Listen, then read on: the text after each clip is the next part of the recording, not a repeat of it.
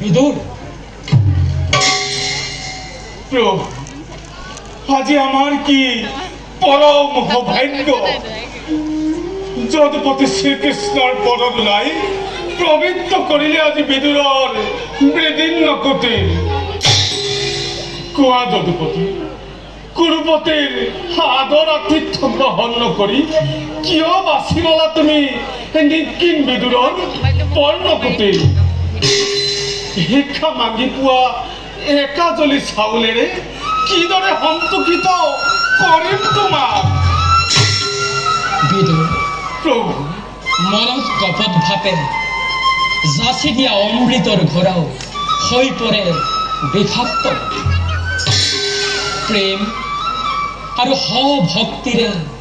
যিজনে সেৱা কৰে মোৰ এটি এটি চাউ হৈ পৰে অমৃতৰ দৰে তদুপৰি আহিছো মই পাণ্ডৱৰ দূত হৈ সন্ধিৰ প্ৰস্তাৱ লৈ সেই কথা জানো ভালদৰে কিন্তু সেই অহংকাৰী মুহূৰ্তে দুৰ্যোধনে সন্ধিৰকে কেতিয়াও নামানে আনহাতে মহাৰাজ ধৃতৰাষ্ট্ৰৰ পুত্ৰৰ মুহত বন্দী কতবাৰ বাৰণ কৰিলো কতবাৰ বুজনি দিলো কিন্তু নাই পুত্ৰক বাৰণ কৰাৰ পৰিৱৰ্তে নীতি আৰু ধৰ্মৰ কথাহে সোঁৱৰাই সকলো বুজি জন্মান্ধ ধৃতৰাষ্ট্ৰ পুত্ৰ মোহত জ্ঞান চক্ষু হেৰুৱাই পেলাইছে পিছে বিদুৰ প্ৰভু তোমাকো দুৰ্যোধনে ঘৰ বিভীষণ বুলিয়ে কব ঘোষক জগতে মোক ঘৰ বিভীষণ বুলি তাৰ বাবে মই নকৰ ৰাখে বিভীষণে পক্ষ লৈছিল সত্যৰ পক্ষ লৈছিল ধৰ্মৰ পক্ষ লৈছিল প্ৰভু ৰামৰ কোনে কাৰ পক্ষপাতি ল'বলৈ ইমান উত্তাৱল হৈ পৰিছে অংশ পাণ্ডৱৰ পক্ষপাতিত্ব কৰাজনৰ যাৰ জীৱনৰ লক্ষ্য আৰু উদ্দেশ্য তেনেজনৰ পৰা আৰু কি আশা ৰাখিব পাৰি সাৱধান দুৰ্যোধন মুখ সম্ভালি কথা কবা হস্তিনাপুৰৰ হৰ্তা বিধতা তুমি নোহোৱা তোমাৰ মূৰ্খামিৰ কাৰণেই এদিন সোণৰ হস্তিনাপুৰৰ ধ্বংস হৈ যাব প্ৰকৃততে মহাৰাজে পুত্ৰ মুহেৰি তোমাক ৰাজ্যৰ পৰা বহিষ্কাৰ কৰিব লাগিছিল বহিষ্কাৰ কৰিব লাগে ইমান অহংকাৰ দাসী পুত্ৰ হৈ হস্তিনাপুৰৰ যুৱৰাজক বহিষ্কাৰ কৰ মূৰ্খ এই মুহূৰ্ততে মোৰ সন্মুখৰ পৰা আঁতৰি যোৱা ধৈৰ্যৰ সীমা অতিক্ৰম কৰিলে ঘটিব আজি মহাঘটন এই বিদ্ৰোহক শক্তিহীন বুলি ভুল নকৰিবা ক্ষান্ত হোক বিদুৰ ক্ষান্ত হোক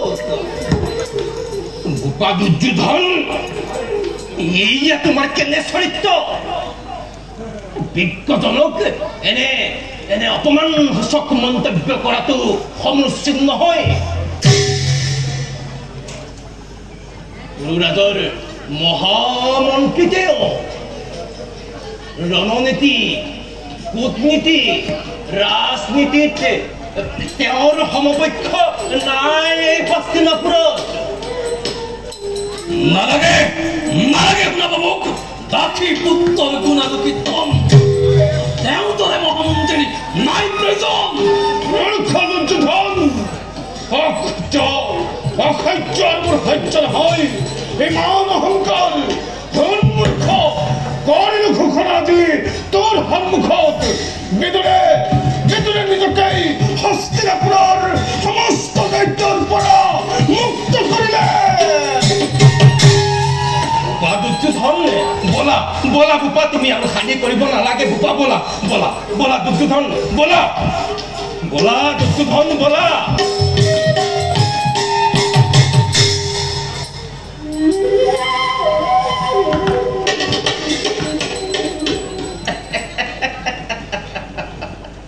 যদুপতি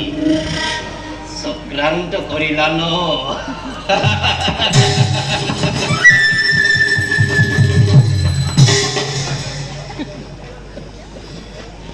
ক্ষমা কৰিব যদুপতি ক্ৰোধৰ ভমকত হেৰুৱালো হিতাহিত জ্ঞান যুদ্ধৰ পৰিণতি যে কিমান হৃদয় বিদাৰক হ'ব পাৰে দুৰ্যোধনে কল্পনাই কৰিব পৰা নাই মনুষ্যৰ কৰ্ম অনুসৰি ফল ভোগ কৰে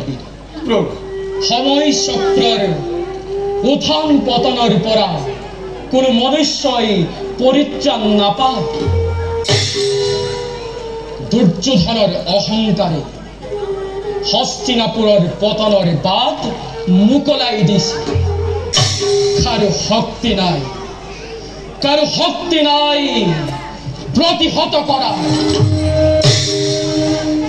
প্ৰভু বিদুৰ ক্ষমা কৰিবা আমাক তোমাৰ কৃপাৰ পৰা কেতিয়াও যেন বঞ্চিত নকৰা প্ৰভু প্ৰভু বলা